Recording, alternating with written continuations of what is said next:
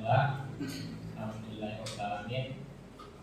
Syukur pada kesempatan sore hari ini kita semua masih diberikan kesehatan, kesempatan untuk beraktivitas, untuk bisa mengikuti PKPA, pendidikan khusus profesi advokat, dengan materi legal opinion dan LGD, legal due diligence, yaitu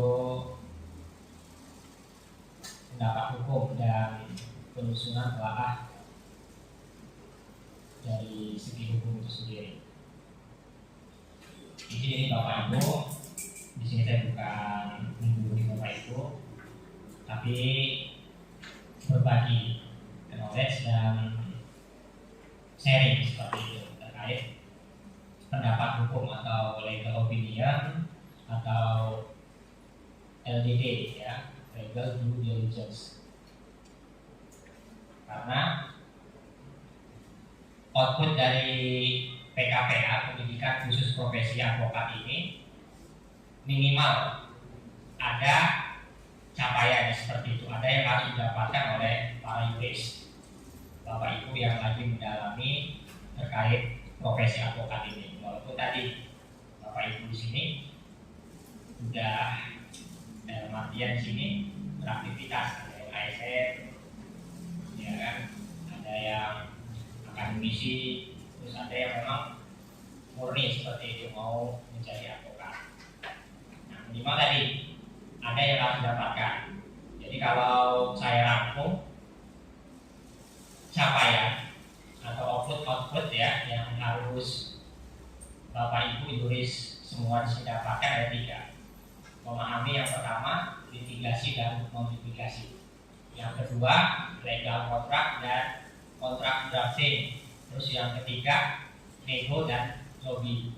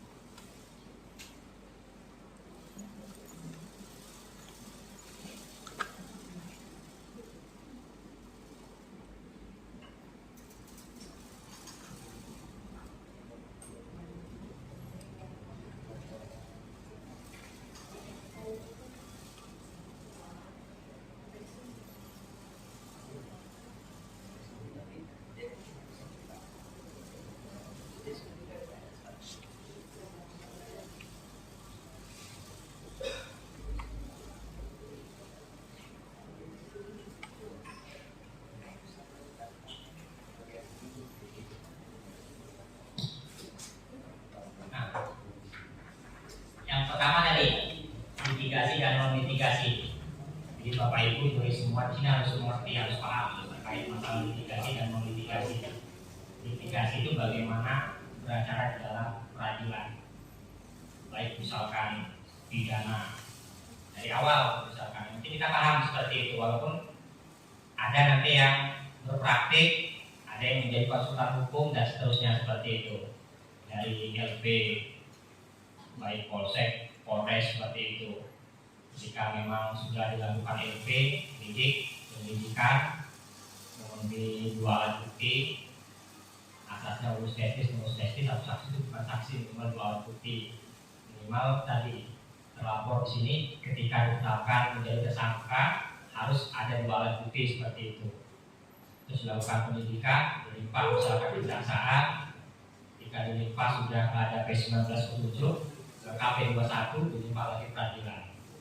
Nah, dalam peradilan ketika sidang dari dakwaan, terus tadi mau ada eksepsi atau tidak, terus tadi kalau misalkan tidak ada masuk ke saksi-saksi pembuktian seperti itu, dari keterangan saksi, dari pelapor atau tadi yang melihat dan seterusnya.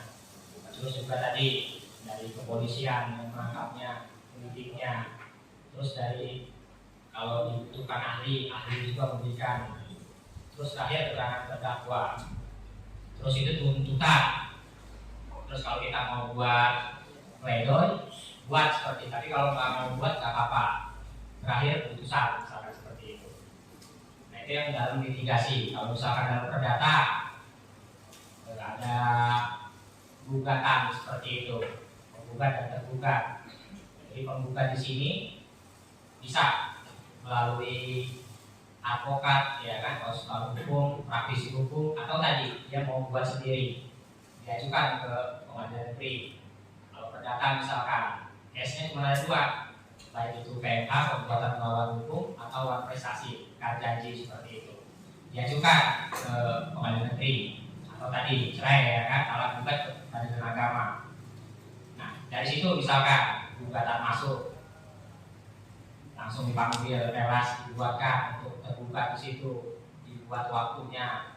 Ketika sudah kumpul, mediasi sampai dengan 3 kali. Ketika tidak ketemu titik temunya mediasi tersebut, maka proseslah di situ sidang. Jadi pembacaan gugatan, jawaban, replik, publik, sampai tadi pemeriksaan setempat kalau misalkan dibutuhkan, sampai dengan saksi-saksi dan seterusnya. Akhirnya endingnya putusan seperti itu. Terus pengadilan tata usaha negara sama, ya kan, dan seterusnya. Nah itu yang disebut dengan litigasi. Terus ada non litigasi. Nah non litigasi ini gimana caranya tadi? Para bapak ibu yuris semua di sini memahami. Paling enak itu tadi, nggak usah lewat peradilan, kalau bisa secara musyawarah, mufakat seperti itu. Atau istilahnya sekarang ini RJ, restoratif justice, kami restorasi seperti itu. Tapi tadi harus punya dulu bapak ibu, ya kan, yuris semua soft skill, keterampilan di sini seperti itu. Karena apa? Ini yang harus dimiliki oleh bapak ibu yuris semua, minimal 3 ini. Litigasi harus fase, non litigasi harus fase, terus legal kontrak drafting. Mungkin pemateri sebelumnya bilang kalau mau jadi advokat, konsultan hukum harus bisa buat SKK, surat kuasa khusus. Harus bisa itu, terus harus bisa juga buat gugatan. Nah itu tadi dihafal, pelajari, dipraktikan seperti itu. Tapi tadi kalau misalkan nggak dipelajari, nggak dihafal, nggak dipraktikan, nggak akan bisa buat SKK tadi, buat gugatan tersebut. Karena apa? Bapak Ibu yuris semuanya ada 3 step. Setelah PKPA, ujian seperti itu, langsung disumpah. Tapi tadi kalau yang ASN di sini, ya kan, APH, tidak perlu ambil sertifikat PKPA, pendidikan khusus profesi advokat. Nah ini sebagai kompetensi, sebagai ijazah buat bapak ibu untuk misalkan masuk kalau di Polres bidang hukum seperti itu, kalau di Pemda bidang hukum, biro hukum, ya kan, mengupload sering, ya kan, praktek seperti itu di pengadilan, buat legal opinion dan seterusnya. Atau tadi, ya kan, sudah ada KPH, ya kan, di Pemda yang baru seperti itu. Nah itu syarat ditunjuk oleh yang kompetensi di situ, pimpinan, ya kan, membuatkan SKK. Nah, barulah di situ bapak ibu yuris semua di sini menjalankan sosial dan keterampilan. Dari legal kontrak atau kontrak drafting ini garis besarnya seperti ini. Bapak ibu bisa buat perjanjian, buat kwitansi tanda terima. Kadang-kadang tadi banyak diurus buat kwitansi itu bingung, ya kan? Yang menerima siapa, yang tanda tangan siapa? Kadang-kadang tidak disuruh, ya kan? Di kendaraan, beli apa dan seterusnya, tolong buatin tanda terima. Kadang-kadang kalau kita nggak mau baca, nggak mau belajar, bingung, lupa seperti itu. Tapi tadi harus dipraktikan seperti itu. Terakhir, lobby negosiasi. Nah, orang hukum yang dijual tadi komunikasi, ngomong tadi, gimana caranya meyakinin klien, meyakinin seseorang itu agar mau bisa kita dampingi, agar orang lain dipercaya seperti itu dan seterusnya. Makanya tadi sebagai seorang lawyer, advokat, penasihat hukum harus diomong sedikit kayak gitu, ya kan. Tapi harus punya kualitas seperti itu. Jangan sampai tadi juga geong diomong, ya kan, banyak omong bala umum dan seterusnya, nggak punya kualitas. Nah, malu kadang-kadang seperti itu. Makanya harus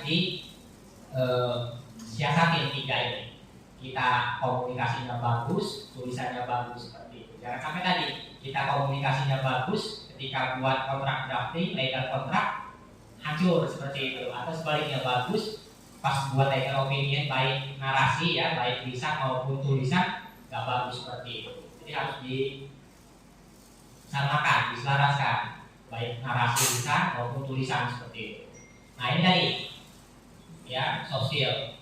Jadi capaian yang harus Bapak Ibu tulis semua miliki. Litigasi dan non litigasi, legal kontrak drafting, lobby dan negosiasi. Terus juga kalau misalkan yang pinter bahasa Lampung bisa, bahasa Jawa bisa, Palembang, dan seterusnya, itu bagus. Itu poin plus untuk seorang pengacara advokat. Biasanya tadi orang itu karena kedekatan emosional mau gunain jasa kita. Kalau kira-kira persuasifnya nggak deket, jarang biasa seperti itu. Terus juga tadi ini gambaran aja ya kan, sebagai advokat tadi salary-nya ini nggak suka-suka seperti itu ya kan. Contoh kalau mau salah ya kan, sudah minimal 5.000 seperti itu masuk ke advokat. Bisa ditanya dan seterusnya ya kan. Karena apa? Mau bayar gugatan aja bisa 1.000 sampai 1.500 sampai 2.000 seperti itu radius. Belum jasanya, belum tadi terkait masalah pidana perdata. Tapi tadi bukan hanya sebatas sekedar profit aja, tapi harus ada disisihkan kita untuk pro bono, cuma-cuma membantu untuk pengabdian kita. Tapi selebihnya tadi harus dipikirkan ya kan, karena banyak advokat seperti itu, profit ya kan, tidak memikirkan terkait masalah pengabdiannya. Dan advokat juga tadi bebas seperti itu ya kan, nggak ada ketentuan tarif dan seterusnya. Kadang-kadang dia tadi dapat rezeki dan serah sahur, karena pada penghasilan itu tiap bulan udah backup, sebulan 2 bulan 1 tahun depan kerja lagi kayak gitu. Apalagi kalau misalkan yang aktif seperti itu ya. Tapi yang paling bagus itu tadi selalu beracara tiap minggunya minimal 2 kali, 3 kali dan seterusnya. Terus Bapak Ibu, saya membuat materi terkait masalah penyusunan telaah dan pendapat hukum serta kepatutan dari segi hukum terkait LO dan LJD. Nah ini sebuah keterampilan atau soft skill yang harus dimiliki Bapak Ibu atau yuris semua. Singkatnya, kalau legal opinion dulu lah, ya kan, itu kajian di halaman 41. Bapak Ibu ya, saya nggak sistematis ya ada orangnya akan seperti itu. Tapi kalau secara substansi saya sampaikan seperti itu biar ngerti dan paham. Legal opinion atau pendapat hukum ya, kajian terhadap masalah hukum tanpa proses pemeriksaan atau penelusuran. Terus yang kedua, untuk menjawab suatu persoalan atau kadang untuk mengisi kekosongan hukum.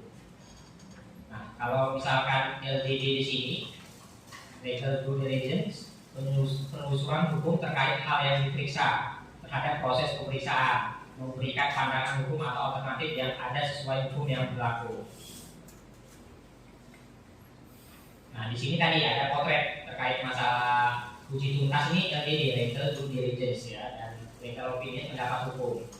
Nah, di sini kalau ada 4 poin di sini, melakukan identifikasi masalah hukum, mengkaji hubungan antara fakta, masalah dan peraturan hukum yang relevan, memberikan analisis hukum, terus yang terakhir prinsip terbuka dan materialitas di sini. Catatan di sini berdasarkan adanya kesamaan tersebut, maka due diligence menginspirasi para praktisi hukum untuk menerapkannya dalam penanganan perkara hukum. Nah, poinnya di situ. Terus Bapak Ibu, di sini ada di outline di halaman 3, balik lagi ke atas, saya bacain ya. Di sini ada tahapan penyusunan telahan dan pendapat hukum, terus format telahan dan pendapat hukum, alat bedah lain. Terus kata Hendra Wahanu,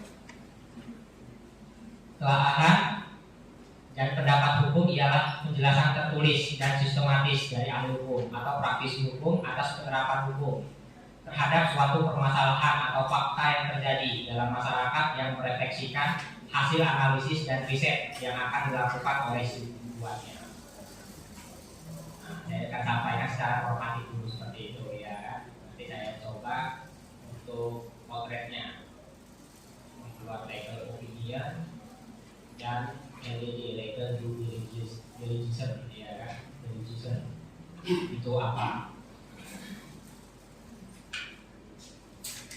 Terus juga tadi terkait masalah legal opinion itu istilahnya sangat banyak seperti itu yang disampaikan oleh ahli-ahli, use opinion, legal audit, legal reasoning, legal memorandum atau office memorandum, legal argument, legal reasoning, legal kritis, legal advice, legal opinion dan seterusnya. Nah, poinnya tadi kalian ya Bapak Ibu tulis semua di sini diminta agar bisa membuat analisis atau pendapat tadi terkait potret-potret yang terjadi. Apa saja seperti itu. Misalkan dari sumber hukumnya, dasar hukumnya apa saja, terus potretnya ini sudah sesuai apa belum, analisis Bapak Ibu seperti apa, rekomendasinya seperti apa dan seterusnya.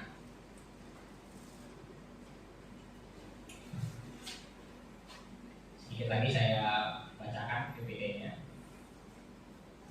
Sifat telaahan dan pendapat hukum.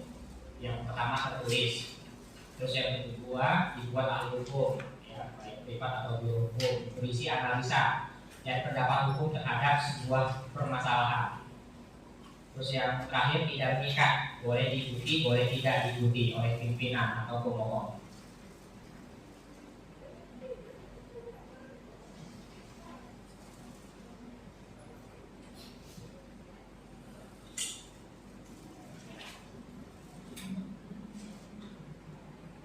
Terus kalau sistematika di dalam buat legal opinion atau pendapat hukum ini bebas ya, menggunakan format apa saja. Misalkan di sini di halaman 10 ada pendahuluan, ada permasalahan yang dimintakan, terus dasar hukum dan perundang-undangan, uraian fakta-fakta dan kronologis, analisa hukum, pendapat hukum, terakhir kesimpulan dan syarat-syarat atau solusi permasalahan. Saya ingin memberikan contoh tapi gimana ya? Nggak tampil ya.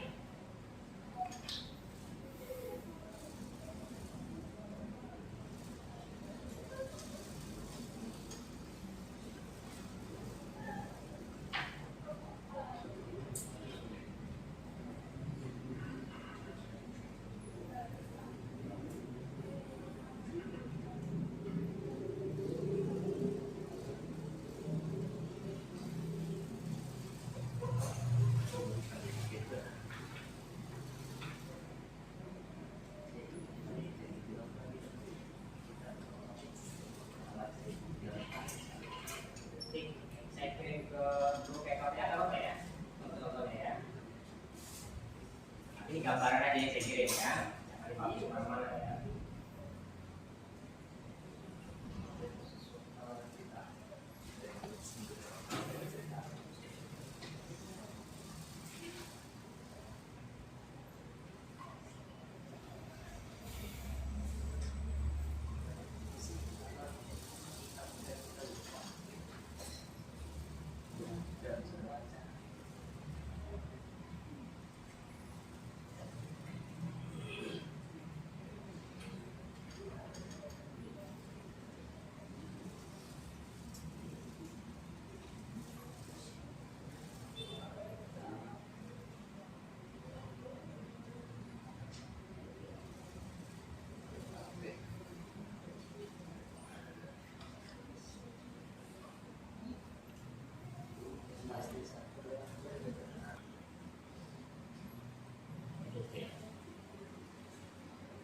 Misalkan kalian disuruh buat kajian dan analisis, nah ini sama saja dengan legal opinion pendapat kalian.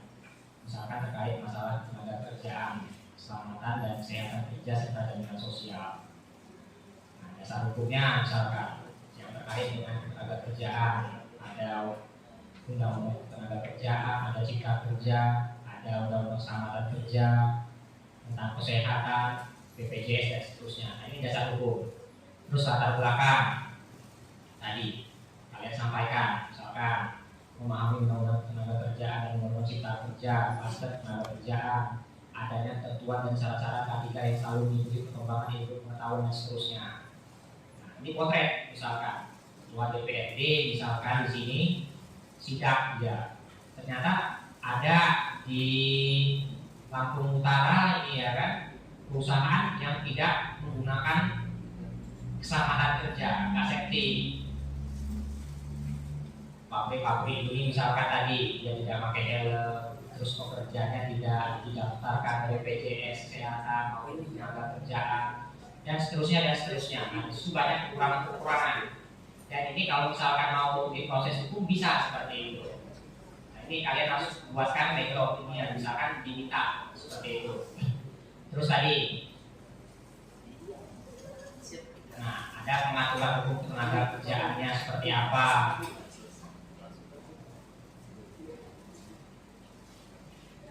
Nah, terus tadi ada sanksi pidananya, kalian carikan seperti itu dari undang-undang cipta kerja atau tenaga kerjaannya, walaupun tadi tidak lama seperti itu.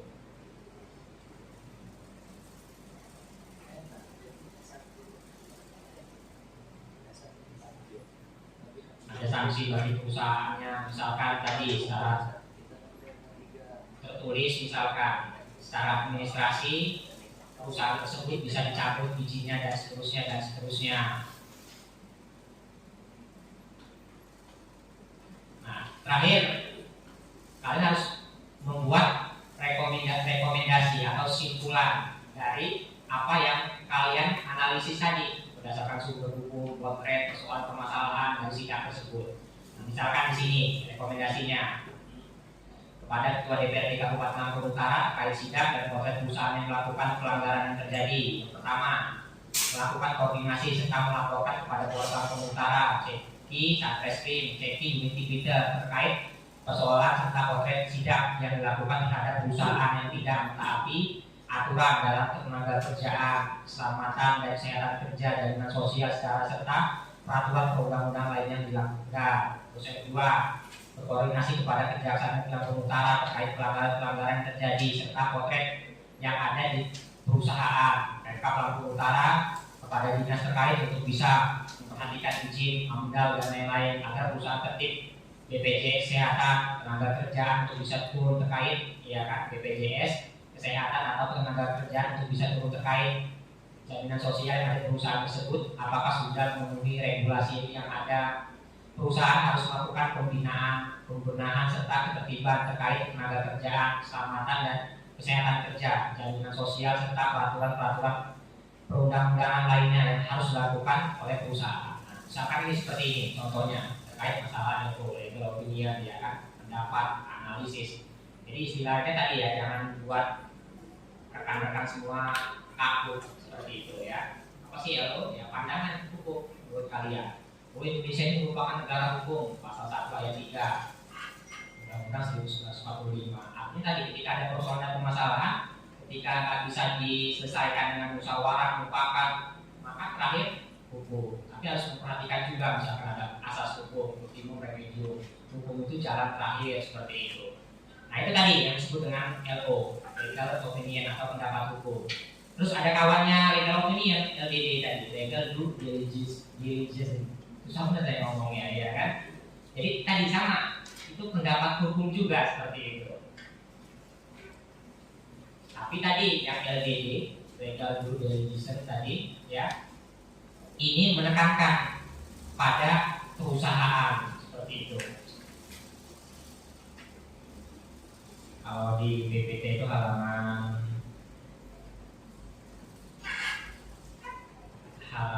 35. Hal penting dalam legal due diligence. Jadi saya gampang ngomongnya. Pak di sini ada Pak Abrol jadi ini apa saya? Iya, seleo saya ngomong. Nah, tadi kalau yang LDD, saya singkat LDD aja lah ya kan.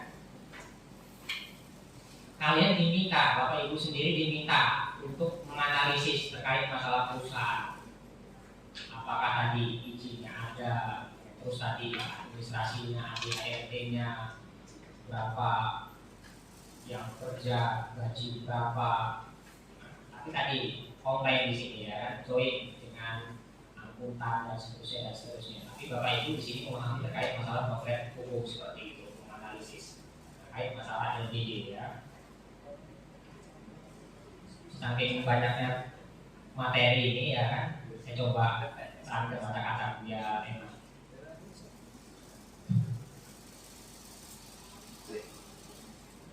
Nah, terkait legal opinion LO dan LDD ya kan. Kalau yang LDD lebih komprehensif ya, tapi kalau legal opinion ya udah namanya pendapat hukum. Jadi kita sampaikan kepada yang meminta, pada pimpinan dan seterusnya. Namanya tadi rekomendasi ya kan, pendapat yang kita sampaikan bisa diikuti, bisa enggak seperti itu. Tapi tadi kalau LDD legal due diligence tadi itu wajib seperti itu. Karena apa? Ketika tidak diikuti sama pimpinan, direktur dan seterusnya, bisa masalah dengan perusahaan tersebut seperti itu. Misalkan orang membeli, ya kan, merger, akuisisi dan seterusnya. Nah, kalau misalkan LO di sini identifikasi fakta hukum, identifikasi masalah, identifikasi dasar hukum, analisa hukum, buat cara dan kesimpulan. Contohnya seperti itu kurang lebih.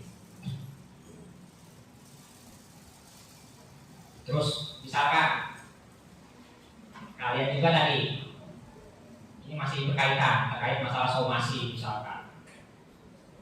Somasi ini teguran seperti itu ya kan, sekali, dua kali, maksimal 3 kali. Ketika orang yang disomasi tadi tidak ada etikat baik dan seterusnya, bisa kalian laporkan di situ, baik pidana maupun perdata. Misalkan di sini ini ada contoh ya kan sedikit, tapi tadi ya format ini nggak baku, bebas format ini ya, terserah kalian. Tapi tadi ada uraian, ada dasar hukum di situ, apa rekomendasi kalian dan seterusnya. Misalkan di sini UPBH, unit pelayanan bantuan hukum ya kan, somasi kepada Ruslan, mohon maaf kalau misalkan tidak keluar atau apa, ini contoh ya kan.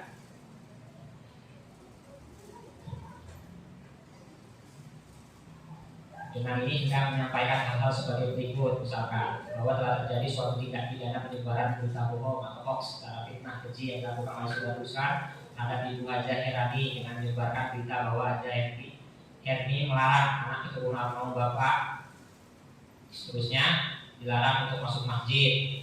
Saudara Ruslan dengan sengaja menyebarkan berita tersebut tanpa diketahui motifnya. Masukin dasar hukumnya di situ ya kan, pasal 27 ayat 3 terkait masalah ITE. Nah, ini uraian dasar hukumnya yang di sini 1 sampai 4 itu seperti itu.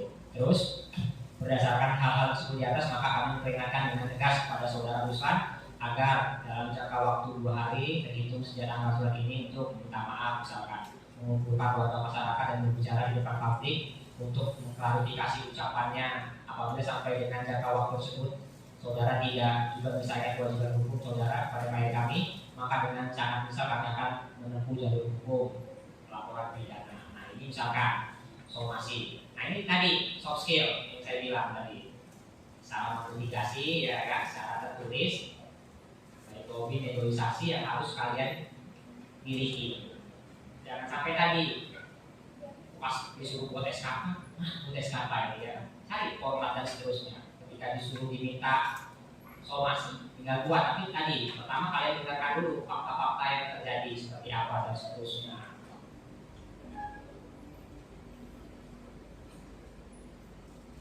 Misalkan apa lagi? Nah, kalau misalkan penangguhan ya kan, sedikit agak menyimpang. Karena apa? Membuat di sini keterampilan menulis di sini dari surat kuasa, gugatan, permohonan dan seterusnya itu harus dimiliki keterampilan ini sama Bapak Ibu. Maka saya sampaikan, misalkan di sini permohonan pengalihan tanah kota menjadi tahanan rumah. Nah, misalkan basement ruby di sini ya kan, dia ditahan tuh oleh kejaksaan. Maka tadi harus dibuatkan, misalkan dia meminta untuk permohonan penangguhan seperti itu.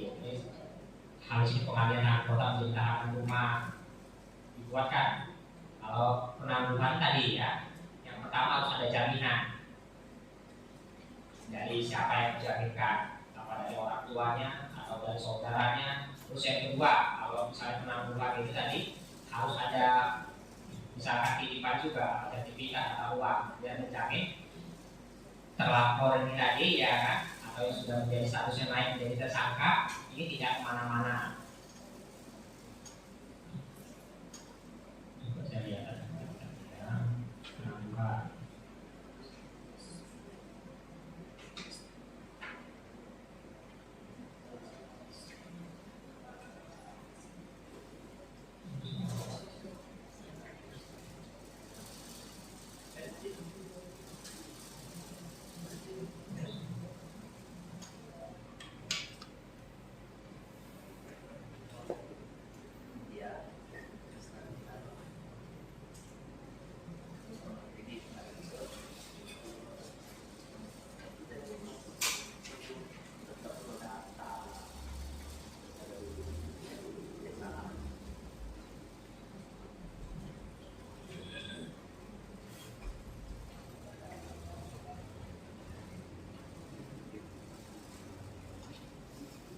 Tadi ya terkait masalah penangguhan, jadi harus ada jaminan yang harus diberikan oleh penasihat hukum maupun tersangka tersebut agar penyidik di sini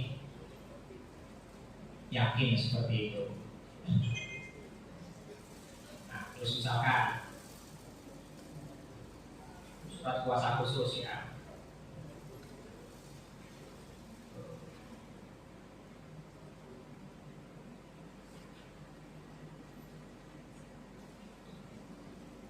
Mengingatkan kembali ya kan.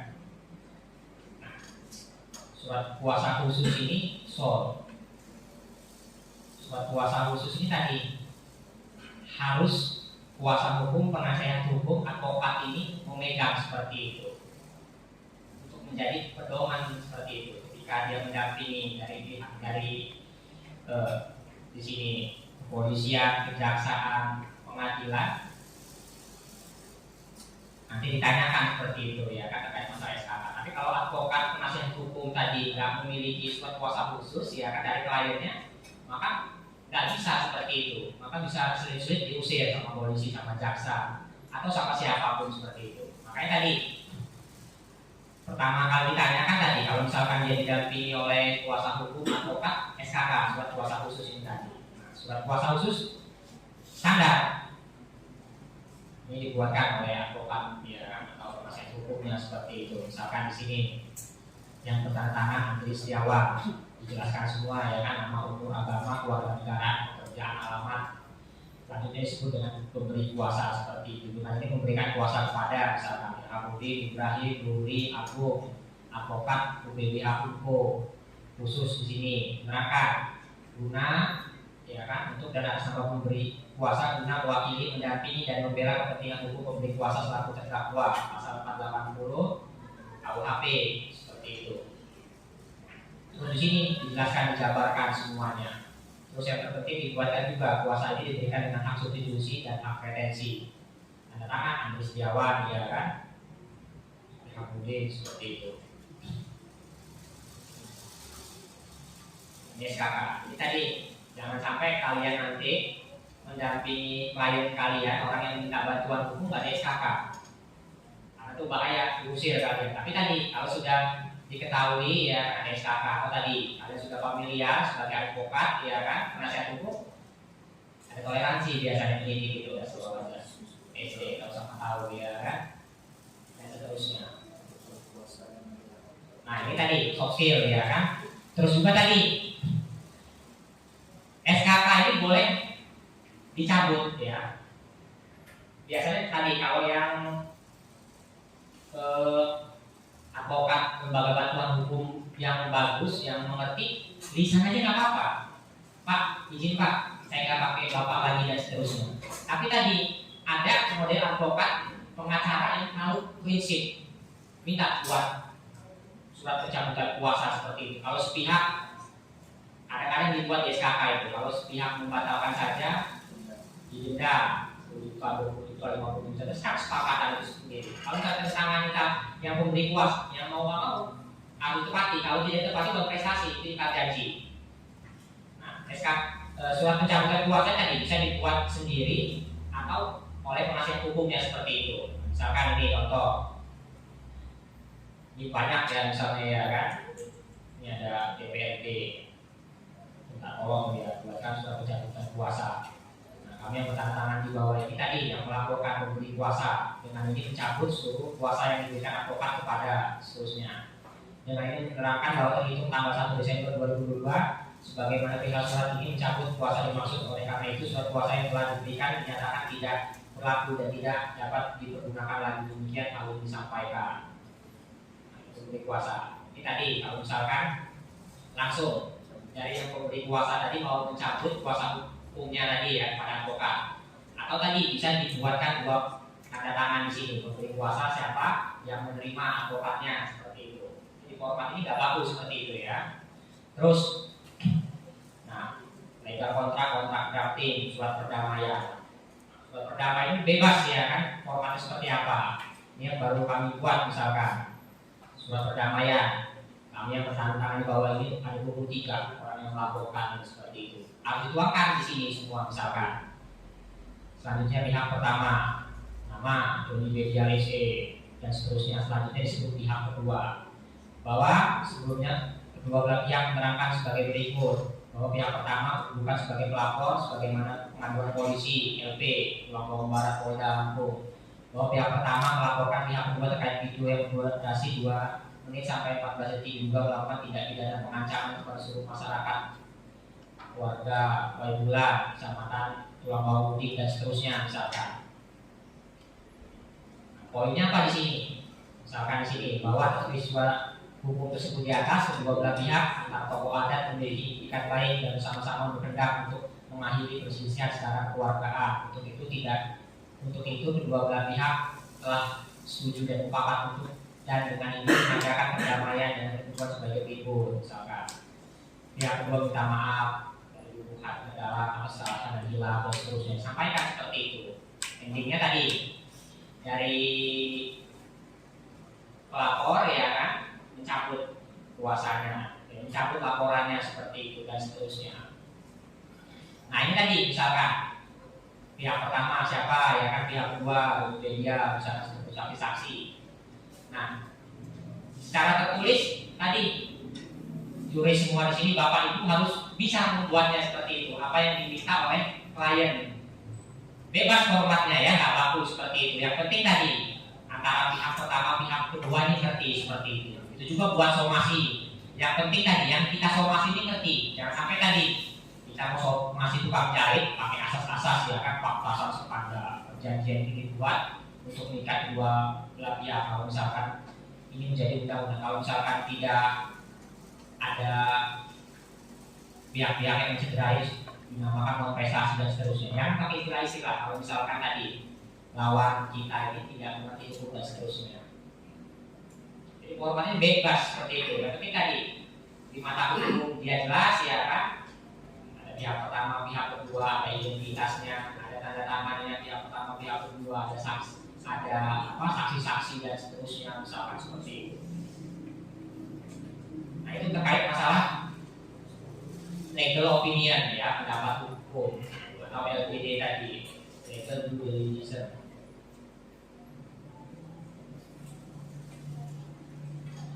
Terus misalkan di sini nomor apa ini ya? Tahapan penyusunan telaah ya dan pendapat hukum. Misalkan tadi sudah saya sampaikan, terus di sini hal yang harus perhatikan, bedakan fakta biasa dengan fakta hukum. Misalkan perbuatan pencurian, pemerkosaan kelalaian, peristiwa hukum kelalaian, kematian, pengusahaan, keadaan di bawah umur, di bawah pengakuan dan seterusnya. Jangan sampai juga misalkan tadi ini orang dalam gangguan jiwa, UTPC ya kan, laporin, bisa seperti itu ya kan. Udah tahu dia orang gila, kalian deket-deket dibacok misalkan. Dan kalau kalian itu orang gila, yang cewek sudah deket-deket, ada pelakuan yang tidak senonoh. Kira-kira seperti itu, misalnya seperti dalam kehidupan safre, dalam KUHP diatur seperti itu. Jika dia ada gangguan jiwa, ada kemampuan dan seterusnya, tidak bisa dilaporkan. Terus juga urusan masalah berdasarkan fakta hukum haruslah fokus namun mewakili fakta hukum yang ada dan memenuhi kebutuhan pimpinan atau pemohon seperti itu. Tapi tadi ya kan namanya legal opinion ya kan bisa diikuti bisa tidak seperti itu, harus berdasarkan fakta. Karena tadi faktanya apa, analisis dan simpulan rekomendasinya berbeda-beda seperti itu. Misalkan pencurian, sama-sama mencuri tapi satu anak satu dewasa ya kan beda seperti itu. Satu di bawah 2.500.000 misalkan, sama-sama anak 2.500.000 misalkan satu lebih seperti itu di atas 15-20 juta. Nah ini analisisnya proses hukumnya berbeda. Tapi kalau 2.500.000 ada SEMA Mahkamah Agung ya kan bisa dia di RJ Restoratif Justice. Tapi kalau misalkan dia sudah di atas ancamannya ya kan 7 tahun 15 tahun ya dihukum tapi dikenakan setengahnya seperti itu. Tapi dia tidak di penjara misalkan pendidikan di mana dan seterusnya dan seterusnya. Terus bukan hanya peraturan perundang-undangan yang dilihat, tetapi juga lihat jurisprudensi ketetapan hakim sebelumnya, teori hukum dan pendapat ahli. Perhatikan tata hierarki dan adagium. Nah, adagium ini penting Bapak Ibu. Ada namanya norma di atas peraturan perundang-undangan seperti itu ya kan. Jadi Pablo ya kan. Jadi kalau salah itu si Pablo ya. Dalam peraturan perundang-undangan dan hukum positif itu kadang-kadang tadi kalau yang memahami ada namanya adagium seperti itu. Nah, contohnya asas lex superior derogat lex inferior. Apa nih Bapak Ibu? Apa artinya itu? Lex superior derogat lex inferior.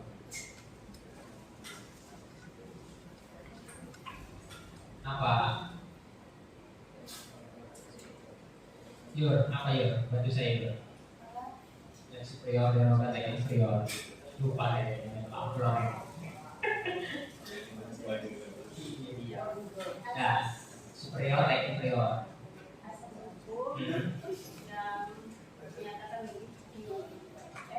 Ya, tuh.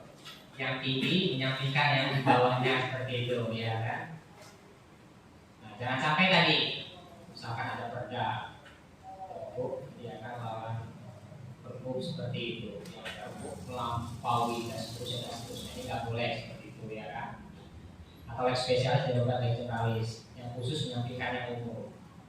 Karena apa? Kehidupan safre KUHP di undang-undang pidana itu nggak mengatur semuanya ya kan. Narkotika ya ada undang-undang narkotika, ada kekerasan dalam rumah tangga ya pakai PKDRT. Kecuali tadi ya kan bukan di dalam rumah tangga pakai penganiayaan misalkan pembunuhan dan seterusnya. Tapi tadi kalau dalam rumah tangga suami bunuh istri bunuh suami ya pakai undang-undang PKDRT. Maka tadi lex spesialis derogat lex generalis tadi ya kan. Nah, itu ada di norma hukum. Terus ada lex posterior derogat lex priori. Nah, yang baru dihentikan yang lama. Tapi ya juga kalau misalkan yang lama belum dihapuskan, jam itu masih tenaga kerja, jam itu cipta kerja seperti itu. Nah ini ada adagium atau norma hukum seperti itu dan seterusnya. Nah ini contohnya saya kirimkan juga tadi di grup ya kan. Setelah hukum Belanda.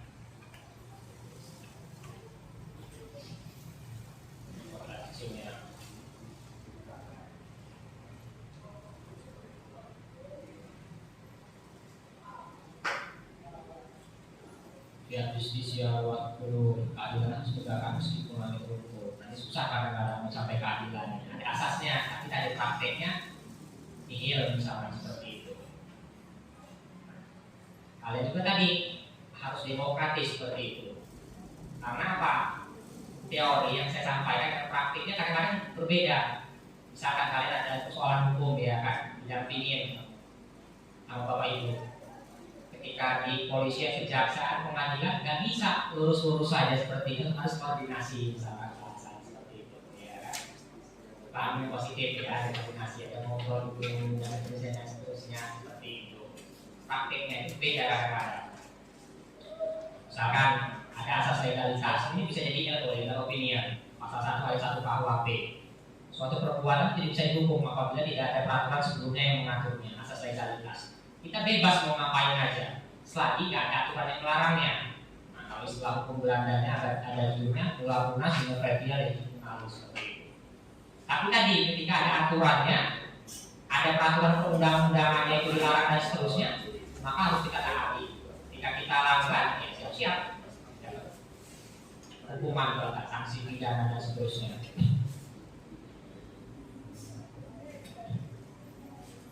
Misalkan presumpsi of innocence kalau kita bersalah, ya kan, sekalipun orang itu mencuri, sekalipun orang itu membunuh, sebelum ikrah, ya kan, misalkan, maka seorang itu nggak boleh dikomentari, digosipin, dibacakan dan seterusnya.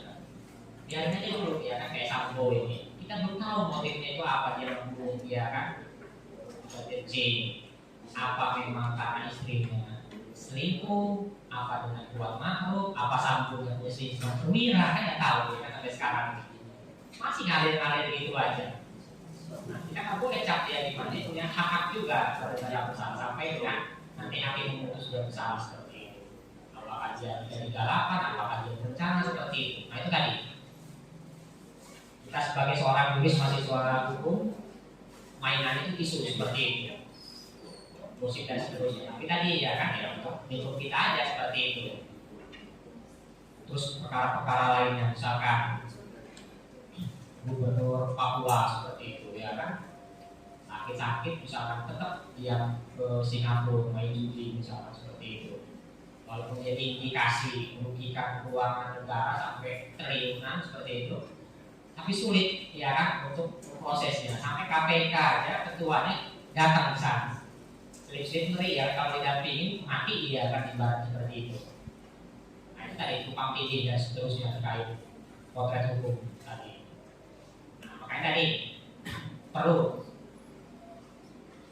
rekan-rekan semua Bapak Ibu ya kan, nanti ketika sudah PKPA misalkan yang ASN ya kan membantu seperti itu, baik mitigasi atau non mitigasi.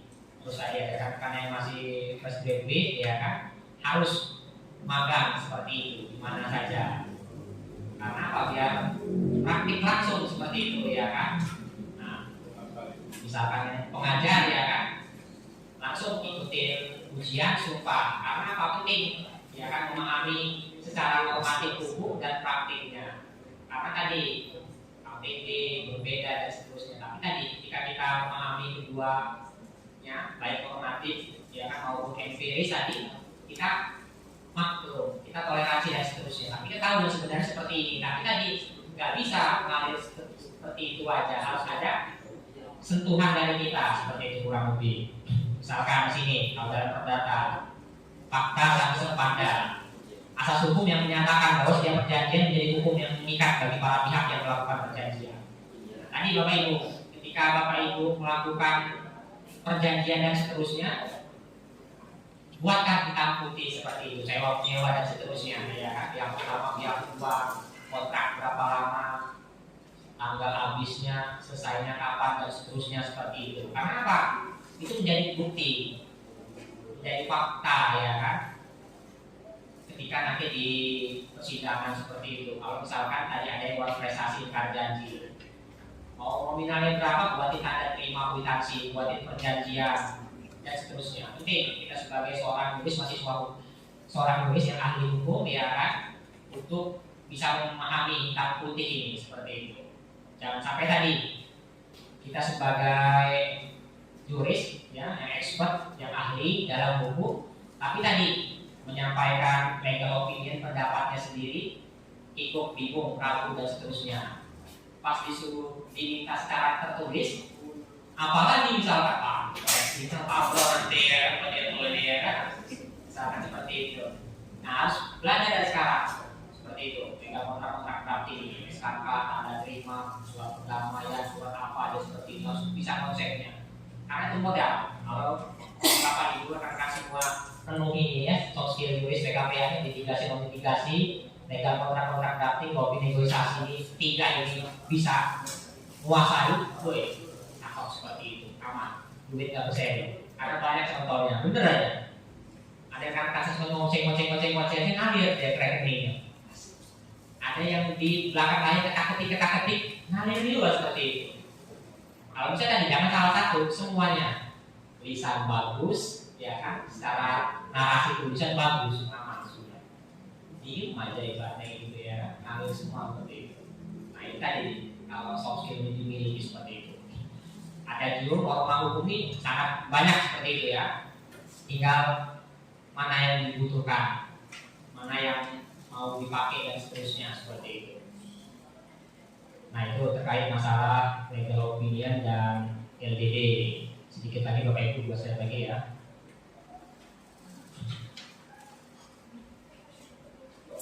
Diligent. Pengertian due diligence. Susah ya. Kalau menurut Logik sendiri suatu kurang kehati-hatian aktivitas ketentuan yang selayaknya diharapkan dari atau dilakukan oleh seorang yang qualified untuk itu dalam keadaan tertentu yang tidak diukur dengan suatu standar yang dipakai tergantung pada fakta-fakta relatif dari kasus khusus. Due diligence, investigasi terhadap usaha aspek hukum dan aspek finansial dari suatu perusahaan terkait dengan penawaran efek atau transaksi korporasi atau kegiatan hukum lainnya. Ini yang legal due diligence ya. Jadi artinya suatu analisa hukum terhadap satu atau lebih dokumen hukum. Jadi kalau LDD legal due diligence ini lebih komprehensif seperti itu. Tapi kalau legal opinion yang dapat Bapak Ibu rekan-rekan sendiri. Mana nih pemilihan kepala desa? Di mana nih pemilihan ini sudah sesuai belum dengan aturan hukumnya? Prakteknya seperti apa dan seterusnya? Pendapat hukum namanya legal opinion. Terus harus berani juga misalkan kalau diminta pendapatnya di publik ya kan menyampaikan. Nah itu legal opinion. Kalau LDD legal due diligence ini lebih komprehensif secara tertulis untuk perusahaan, corporate, PT, CP dan seterusnya. Kalau misalkan mau beli, mau dibeli, mau merger, mau akuisisi. Biar apa? Investor, pengusaha, pemilik dan seterusnya tidak salah dan seterusnya ya kan. Nah tujuan aja sedikit ya. Tujuan legal due diligence yang pertama verifikasi terhadap legalitas suatu badan hukum atau badan usaha. Terus yang kedua mengetahui tingkat ketaatan badan hukum terhadap peraturan yang berlaku. Yang ketiga memberikan pandangan hukum atau kepastian hukum bagi suatu rencana kebijakan atau tindakan yang diambil perusahaan. Yang keempat memperoleh status atau kepastian hukum tentang suatu dokumen atau permasalahan hukum. Nah ini tadi tujuan legal due diligence. Kalau LO sebagai pendapat hukum, analisa hukum, kawan-kawan semua di sini terkait apa saja yang terjadi, apa yang dilihat sekarang. Setelah itu apa lagi yang baru? Misalkan kota-kota kepolisian, kirim-kirim ke Papua dan seterusnya, meninggal ya kan? Apa pendapat kalian ya kan? Seharusnya tadi Panglima pertahanannya keamanan lah ya kan? Kalau misalkan mau dibersihin, di situ ya bersihin sekarang dan sampai tadi timbul korban jiwa dan seterusnya. Mungkin ada yang berpikir settingan dan seterusnya. Tapi ada dirjen bintang 2 yang meninggal juga di gunung situ lantai misalkan. Apa? Terkait apa lah yang lagi viral, lagi hot sekarang? Nah, itu kalian harus bisa mengomentarinya. Apa kalau menurut kalian pandangannya seperti itu? Karena apa? Jangan sampai tadi kita sebagai seorang juris yang ahli hukum nggak bisa kasih pandangan, pendapat dan seterusnya, baik bisa maupun tertulis lah.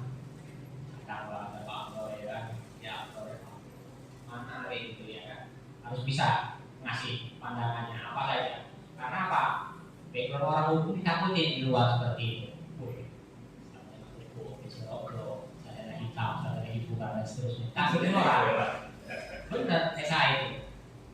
Tapi tadi pas tanya pada diri sendiri, ya bingung juga jawabnya ya kan apa yang saya lakukan dan seterusnya. Karena orang udah lihat SH gagal. Banyak orang yang aktif di organisasi, kalau belum SH belum gagal, pasti cari SH belum gagal. Rata-rata seperti itu. Saya perhatikan itu, bilang utara ya. Nah gimana dia dapat gelar ya kan? Pingin SH, pingin SH dari anak hukum ini. Walaupun tadi kompetensi kualitasnya nggak ada, pingin SH seperti itu. Apalagi tadi Bapak Ibu yang bergelar SH ada kompetensi, ada kualitas, itu ya hormat orang. Iya, ditakutin orang hukum, bener aja. waktu tadi nggak tahu apa ya kan, nggak tahu apa-apa. Hormat orang kemana-mana.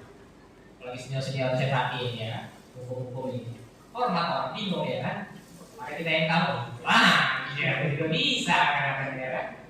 Tapi tadi, marwahnya ya kan, nyangka yang ada tanggung. Tapi tadi harus punya kualitas seperti itu. Jadi itu Bapak Ibu terkait masalah legal opinion dan legal due diligence ya kan. Kalau legal opinion pendapat hukum analisa kita sendiri terkait potret yang terjadi. Kalau LDD legal due diligence ya, kalau legal opinion pendapat hukum analisa hukum ya terkait potret apa saja. Kalian bisa mengomentari, ada dasar hukumnya, ada analisisnya atau rekomendasinya. Kalau legal due diligence ini lebih komprehensif terkait masalah perusahaan, terkait masalah BUMD, terkait masalah potret-potret apa saja yang terjadi seperti itu. Kalian bisa nggak analisanya, analisisnya? Ada nggak badan hukumnya, ada IRT-nya, gajinya berapa dan seterusnya. Nah itu kalau yang ini harus lebih komprehensif, lebih menyeluruh. Itu dipakai untuk komisaris, pimpinan dan seterusnya, misalkan syarikat mau jual, ya mau beli orang, harus ada dari biro hukum hasil legal diligence ya kan. Berapa asetnya dan seterusnya, apa dan seterusnya, berapa pekerjaannya harus ada. Nah yang membeli investor dan lain harus lihat dulu, benar nggak ini, serius nggak ini, ya kan, biar ada yang dirugikan, ada yang mempercayai dan seterusnya.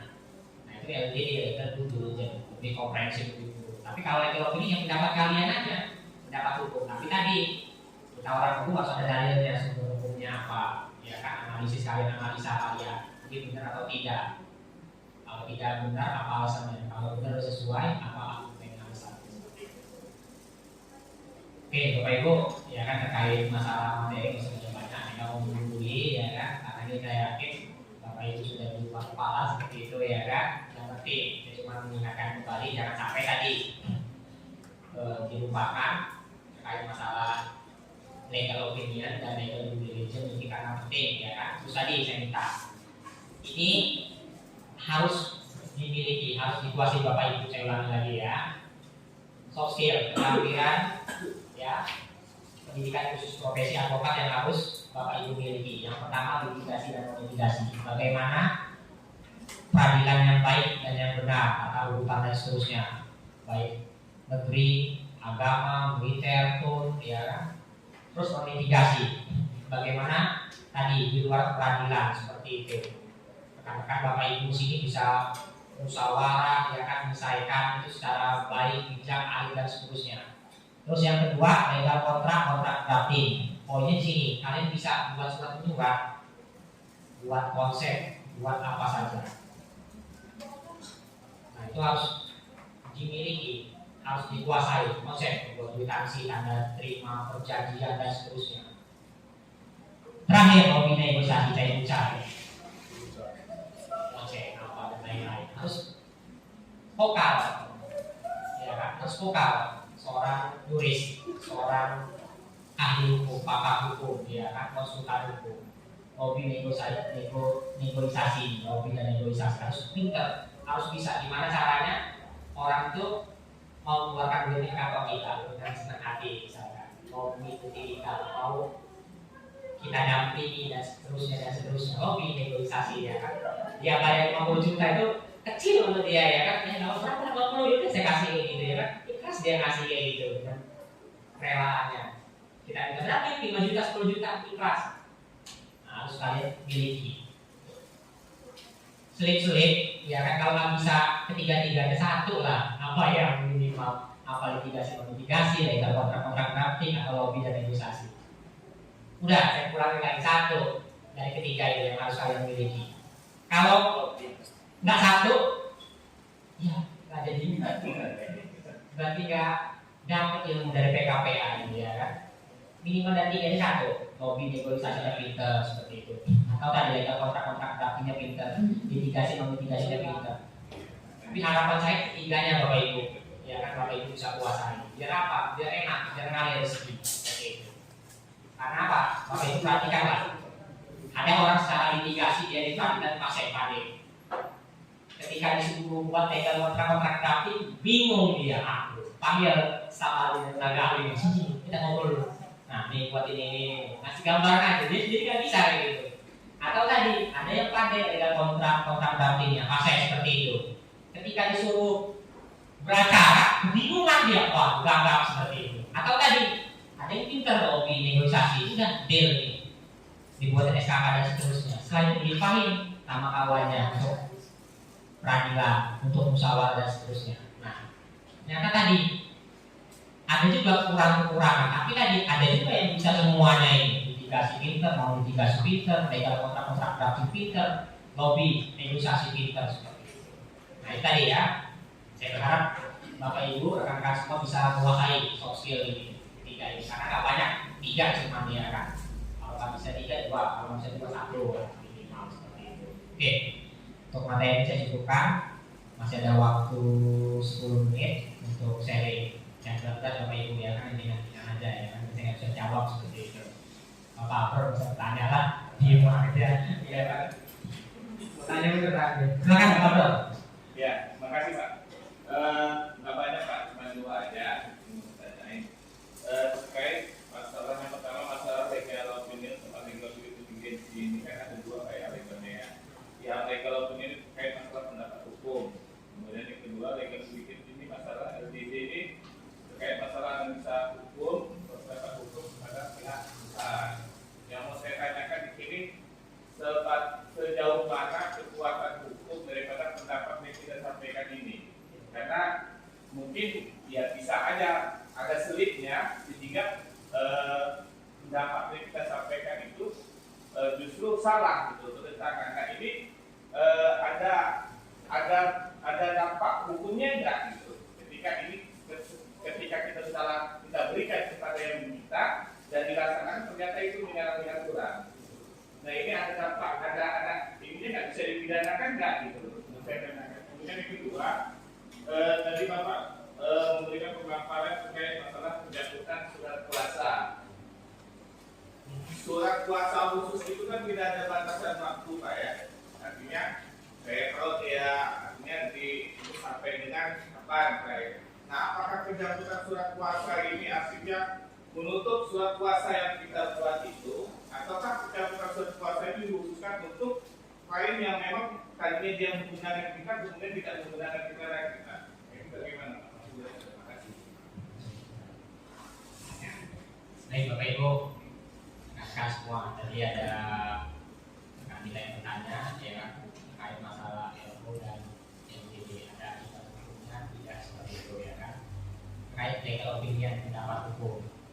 Lihat konteksnya sini formal atau tidak seperti itu. Jika memang formal ya kan terkait legal opinion itu bisa dijadikan dasar dari lawan kita seperti itu. Makanya tadi ketika buat legal opinion pendapat hukum harus hati-hati seperti itu. Ini tidak masalah kalau menurut saya. Kita kasih pandangan dulu ya kan dari institusi kita, dari instansi kita, dari kita sendiri. Terus kalau yang LGD, legal due diligence ini tadi, ya kan, nah ini sangat fatal kalau misalkan kita analisisnya tidak komprehensif seperti itu. Karena apa? Banyak yang dirugikan seperti itu. Terutama di sini yang mau akuisisi, mau merger, ya kan, yang mau beli saham tersebut. Karena biasanya gunakan orang tiga kayak konsultan hukum, ya kan, akuntan dan seterusnya. Nah, selip-selip tadi ya kan. Jelek namanya, terus yang belum dipakai lagi itu bisa kena pidana juga seperti itu. Nah itu tadi terkait masalah LGD. Kalau legal opinion tadi biasanya kalau rekan-rekan yang memang sudah di biro hukum lama ya kan, memang analis terkait peraturan undang-undangan tersebut, saya yakin nggak akan selip biasanya ya kan, memang sudah tahu ya kan. Terus juga tadi ketika ada case, ada perkara lagi ya langsung dihadapi seperti sudah ada sub-subnya seperti itu ya, baik pidana perdata seperti itu ya kan, atau hak sendiri administrasi ya kan, mau betul atau dan lain-lain seperti itu. Nah itu terkait masalah LO atau ya kan, dan LGD. Jawab ya. Terus terkait masalah SKK, kalau saya perhatikan di Lampung Utara ini hampir SKK itu tidak ada expirednya seperti itu. Karena apa? Karena pidana perdata itu 2 bulan 3 bulan selesai. narkotika bisa paling cepat itu 6 bulan, ya kan 8 bulan setahun. Kalau misalkan dia punya terobosan itu juga perdata lama dan seterusnya. Tapi tadi ditambahkan di situ, misalkan ada poin apabila mencabut sepihak, ya kan dikenakan. Terus tadi ketika mau mencabut harus ada kesepakatan dan seterusnya. Jadi SKK tadi tidak ada batas expirednya, tapi kalau misalkan mau dibuatkan sampai kapan boleh-boleh saja, bisa seperti itu, boleh seperti itu dibuatkan. Tapi harus tahu juga detail, ya kan, tapi bisa prediksi, spekulasi kira-kira. Oh, somasi aja ini, ya kan, udahlah selesai lah 5 bulan, ya kan, somasi 3 kali seperti itu. Tapi hampir rata-rata SKK tidak dibuatkan seperti itu, yang ngalir. Terus terkait masalah pencabutan SKK tadi, ya. Kalau advokat pengacara yang memang sering beracara terus dia bersahaja, ya kan, slow-slow aja, nggak perlu pencabutan SKK. Tapi ada juga mungkin karena takut rezekinya diambil kawannya dan seterusnya, ya kan, takut dia kabur dan seterusnya, memutus sebelah pihak dan seterusnya, minta pencabutan SKK seperti itu. Atau tadi dari klien takut, ya kan, disomasi dan seterusnya, maka dia buat pencabutan SKK seperti itu. Ada dalam utara juga seperti itu. Kalau misalkan sepihak dibuat di surat kuasa, apabila mencabut dikenakan sanksi denda. Ketika itu sudah ditandatangani pemberi kuasa, jadilah fakta saksi pandai. Jadi kamu undang bagi kedua belah pihak. Mau nggak mau pemberi kuasa klien itu harus mati itu seperti itu. Dia cabut sepihak dan harus ngasih duit, harus sudah tertuang seperti itu. Ada kausal lagi seperti itu, ya kan. Ada buat lagi di sini ada yang diterimanya lagi. Tapi tadi juga ada yang mungkin saya punya pernah klien juga, ya kan, narkoba.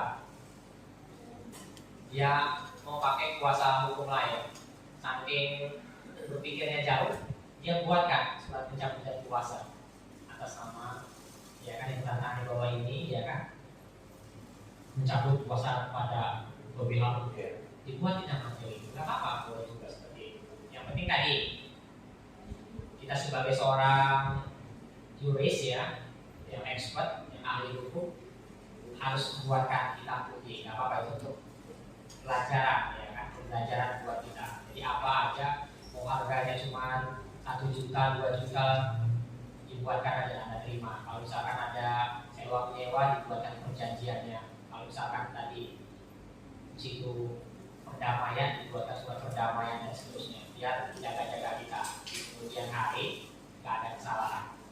Nah itu Pak Bro, kait legal opinion, ya kan, sebatas dia tadi nggak terlalu prinsip, nggak apa-apa, nggak ada pidana. Ya kan diminta legal opinion tadi objeknya siapa, subjeknya siapa, seperti itu. Bebas seperti itu legal opinion, ya kan. Terus pimpinan juga mau boleh pakai, boleh enggak, sebagai pandangan dia jadi tahu, ya kan. Misalkan saya diminta sama ketua DPRD, coba kamu buatnya dulu analisis kamu terkait masalah K3 ini. Kenapa ketua? Itu saya sidak nggak pakai helm, nggak pakai sepatu dan lain-lainnya. Bisa nggak ini dilaporin? Nggak bisa kita langsung jawab, ya kan. Kalau ini nggak apa-apa, jawab aja. Oh, nanti saya pelajari dulu. Besok saya kasih tahu, bisa ketua. Ini aturannya cipta kerja, ya kan, yang terbaru. Dia bisa dicabut administrasinya, terus tadi bisa ditutup, terus juga bisa dipidana 4 bulan seperti itu pemiliknya dan seterusnya. Kayak masalah keselamatan kerja K3. Jadi tadi yang punya perusahaan, yang punya PT harus memperhatikan juga pekerja pegawai harus safety seperti itu, pakai helm, pakai sepatu, ya kan. Terus tadi limbah dan lain sebagainya nggak boleh sembarangan dan seterusnya. Nah itu tadi kayak legal opinion pendapat hukum, ya kan. Ya kan salah lah kita kasih berdasarkan regulasi yang ada. Nggak bisa perusahaan itu mau laporan kita, paling tadi dia nggak terima banding, ya kan, somasi itu DPRD, ketua DPRD diminta dengan legal opinionnya aja. Jadi pendapat saya berdasarkan rujukan sumber hukum yang ada. Kalau LDD, legal diligence, ini lebih komprehensif seperti itu, yang memang ada akuntannya, ada ada orang-orang yang memang ahli di situ ya kan membuat draft konsep terkait perusahaan ini, memang masih produktif, ini sangat produktif dan seterusnya seperti itu. Kalau SKK tadi saya tekankan kembali, ya nggak ada tanggal expirednya. Tapi kalau misalkan mau dibuat kesepakatan surat kuasa ini sampai kapan, ya kan boleh-boleh aja. Yang penting tadi diberi kuasa mau seperti itu. Terus tadi masalah denda, kalau cabut sepihak boleh, ini ada kesepakatan. Jadi dalam hukum politik, ketika kedua belah pihak sepakat, maka berlakulah norma fakta saksi pada dari perjanjian yang dibuat kedua belah pihak itu menjadi undang-undang bagi keduanya. Tapi tadi harus sepakat ya, cakap dan seterusnya. Tapi kalau misalkan dalam intimidasi, dalam tekanan dan seterusnya, aku seperti itu. Terus tadi juga ketika akibat hukum terjadi ya tinggal dijalani seperti itu ya kan, dia mau lari kemana, mau pidana, perdataan atau ATM seperti itu ya kan. Yang pidana ya tadi Polres, kejaksaan, bisa menjadi penyidik atau ASN tadi ya kan. Kalau perdata, pengadilan negeri, baik perbuatan melawan hukum prestasi atau bukan salah, tata bono ini, waris, ya kan, penetapan perusahaan yang syariah beragama. Kalau untuk administrasi, misalnya sertifikat, kepala daerah, ya kan, dan seterusnya, kita juga ya perhatikan seperti itu kapasitasnya, terus yang ada kompetensi. Nah itu terkait masalah LO, LDD dan SKK. Yang lain boleh. Assalamualaikum warahmatullahi wabarakatuh. Langsung aja nih Pak, menyambung apa yang telah disampaikan oleh Pak Abdul tadi, masalah LDO, LDD, yang mesti pertanyakan masalah ini ya Pak, yang mengeluarkan LO, LDD atau itu badan atau apa yang sudah punya legalitas apa Pak? Dan satu lagi, ini kan LO, LDD kan ada juga naskah akademik. Apa perbedaan antara tiga? Siap. Pak siapa nih Pak? Anton. Anton. Aktivitasnya di mana Pak? Di Pemda itu. Oh dia tuh saya jarang main. Jadi tadi terkait masalah kompetensi ya kan. Siapa nih yang boleh mengeluarkan letter of opinion, LDD, naskah akademik ya kan. Kalau misalkan di birokrat ya kan, bagiannya di situ ya kan, ada pemerintahan, bagian hukum seperti itu. Nah kompetensi dibagi lagi subnya siapa seperti itu, yang buat letter of opinion. Kalau misalkan sini tadi ada subnya pidana perdata ya kan, ataupun misalkan pidana dikuasai menjaga perdata, ya LBH Kota Bumi ya kan. Terus itu ada LBH lain, misalkan pidana ya kan, terkait LO ada kejadian, kita minta kompetensi advokat ya kan, atau lembaga bantuan hukum ya PKS atau MOU dengan kita, coba buatkan dulu seperti itu ya kan, legal opinionnya, atau tadi langsung dari bagian hukum, bidang hukum sendiri yang konsep seperti apa, terus hasil konsepnya draft itu diberikan kepada praktisi hukum. Ini sudah sesuai apa belum seperti itu. Nah itu tadi misalkan di birokrat seperti itu ya kan, pemerintahan, birokrasi. Terus tadi kalau misalkan DPRD, saya sebagai tenaga ahli fraksi Demokrat, ketua DPRD tadi ya kan, dia kan pusing-pusing. Saya tenaga ahli. Coba kamu berani dulu katanya ini. Coba buatin saya info dulu terkait masalah konkret K3. Itu misalkan ya kan, tenaga. Atau tadi siapa yang dipercaya diyakini seperti itu bisa membisikin terkait masalah legal opinion. Atau tadi lembaga badan hukum lainnya. Kalau LDD biasanya tadi firma-firma hukum yang memang bonafit di situ, yang sudah digunakan oleh perusahaan-perusahaan besar dan seterusnya. Jadi terkait LDD dan ya kan. Jadi kalau LO bebas Pak ya, siapa aja Pak ya. Nah kalau misalkan di UNPO ini ada dua Kalau misalkan mau buat legal opinion itu, satu dari penjamin mutu terkait masalah tridharma pendidikan, penelitian pengabdian, pendidikan itu penelitian, pengabdian, LPM lembaga penjamin mutu, jadi LPPM lembaga penelitian pengabdian masyarakat. Terus kalau ada kaitannya dengan hukum di sini buat ilmu, ya UPPH ini pelayanan bantuan hukum seperti itu, ya kan disesuaikan saja seperti itu. Terus yang terakhir apa tuh bukannya? Naskah akademik. Oh, naskah akademik. Nah ini penting juga naskah akademik. Untuk fakultas hukum ini tiap tahun, ya kan, setahun 2 kali buat naskah akademik dan raperda seperti itu. Biasanya yang diminta buat naskah akademik itu ya tadi tim di dalamnya seperti itu. Misalkan membuat perda ya kan, ya legislatif seperti itu. Tapi tadi kita nggak mungkin ya kan ngerti sendiri lah. Anggota legislatif kalau dia mau buat itu sendiri nggak bisa selesai, nggak jadi ya kan, mungkin ya kan. Maka minta bantuan dengan akademisi seperti itu. Kumpul ini tadi naskah akademik raperda tiap tahun buat terus ceritanya seperti itu. Terus tadi BMNK naskah akademiknya, UPO juga yang membuat, ada tim seperti itu. PUPR buat naskah akademik terkait apa lupa dan tata kelola dan lain-lain, UPO juga. Untuk NA ini tadi orang yang berkompetensi gitu, yang berpengetahuan untuk membuat naskah akademik. Naskah akademik itu sebagai acuan, sebagai dasar pemikiran seperti itu ya kan. Apa dasarnya, apa dampak akibat seperti itu dan seterusnya. Di dalamnya dituangkan rancangan peraturannya seperti itu terkait masalah naskah akademik. Jadi kalau naskah akademik tadi bebas ya, tergantung satuannya ya kan, bisa membuat sendiri atau minta dengan tenaga ahli seperti itu. Nah itu Bapak Ibu ya kan terkait masalah LOLDD dan naskah akademik. Ya, naskah akademik sebagai acuan pertimbangan untuk melakukan rekayasa apa saja seperti itu. Di sini misalkan peraturan daerah atau peraturan lain.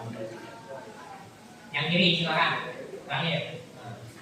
Jadi Pak, jadi pertanyaannya mungkin hampir sama kayak Bang Aktor terkait legal opinion. Kalau Bang Aktor kan hanya akibat hukum apabila legal opinion yang kita sampaikan itu keliru, salah.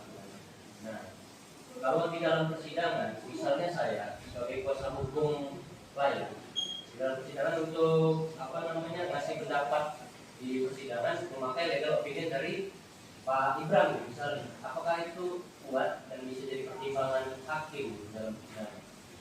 Dalam ngasih keterangan itu ya dapat legal opinion dari Pak Ibram lah, atau dari Muko gitu, di persidangan, itu kuat nggak itu pertimbangan hakim?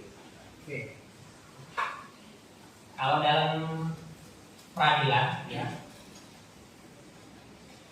Bapak Ibu rekan-rekan di sini bisa menyampaikan pendapatnya tadi ketika eksepsi pembelaan, eksepsi jawaban atau pledoi jawaban seperti itu. Kalau eksepsi itu ketika dakwaan disampaikan oleh jaksa penuntut umum, ya kan, bisa ngasih eksepsi jawaban itu tadi kait masalah lokus dan tempus delicti, kejadiannya di mana, waktunya di mana, identitasnya benar atau tidak. Kalau misalkan 3 itu benar, nggak usah lagi lah buat eksepsi jadi ya kan jawaban tadi. Kalau misalkan tadi salah, jaksa penuntut umumnya atau penyidiknya tadi dia paling nilai kanan, maka peradilan yang berhak Polresnya wilayah pusat, jangan di sini ya kan, bisa keluar ya seperti itu. Atau tadi dalil yang bisa disampaikan di pledoi ya, pembelaan untuk hukuman 7 tahun pasal 114 pengedar seperti itu. Padahal jadi cuma menggunakan aja seperti itu. Nah di jawaban itu disampaikan dalil-dalilnya dan seterusnya, bahwa jaksa penuntut keliru dan seterusnya, harusnya tadi di pasal 127 penyalahguna narkotika, bukan pengedar, bukan bandar 114 seperti itu. Kalau 114 minimal 5 tahun, 112 itu 4 tahun, yang membuat itu kan 2 tahun seperti itu ya kan, lebih kurang. Nah itu diberikan jawabannya saat pledoi seperti itu. Tapi kalau saksi-saksi ya normatifnya ditanyakan seperti apa yang melakukan perbuatan pidana tersebut. Itu kalau pidana. Kalau perdata jawabnya tadi gugatan, jawaban, replik, duplik tadi untuk menangkis semuanya. Misalnya Pak Bro ini kan ya kan. Di situ di replik dupliknya tadi menjawab dan seterusnya. Karena apa? Buat replik duplik gugatan ini penting, bener. Ya, kadang-kadang dari kalau buat gugatan ya kan replik duplik pledoi seperti itu harus nyantai dulu ya kan, jadi kopi teh atau orang lagi fresh baru ya kan. Kalau lagi kusut, lagi putek, nggak bisa membuat itu nggak penting, ya kan. Sekalipun walaupun itu mau kompas juga harus sesuai, harus yang relevan seperti itu. Dan sampai dari nggak relevan yang tahu orang kita.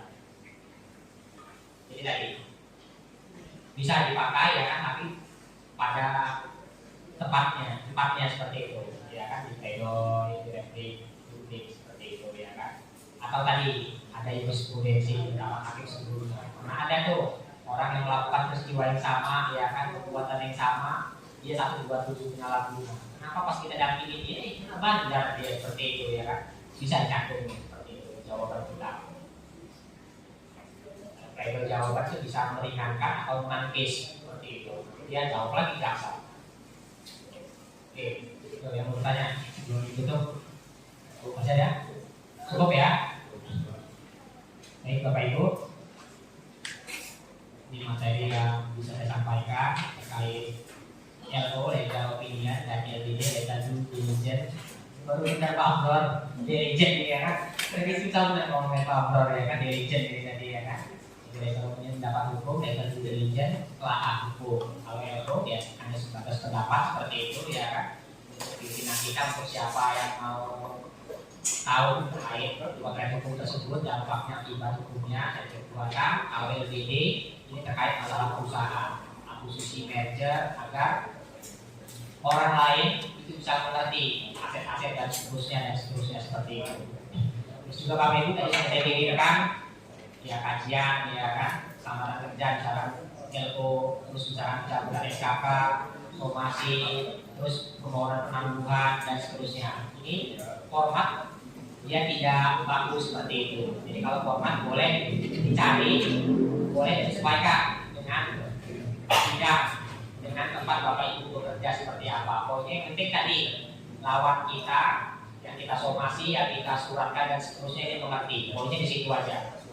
Terus terakhir, saya berharap tadi Bapak Ibu bisa sungguh-sungguh mengikuti PKPA dari awal sampai akhir seperti itu. Dia dikatakan 3 poin ini seperti itu keterampilan ini. Dikurang saya mohon maaf.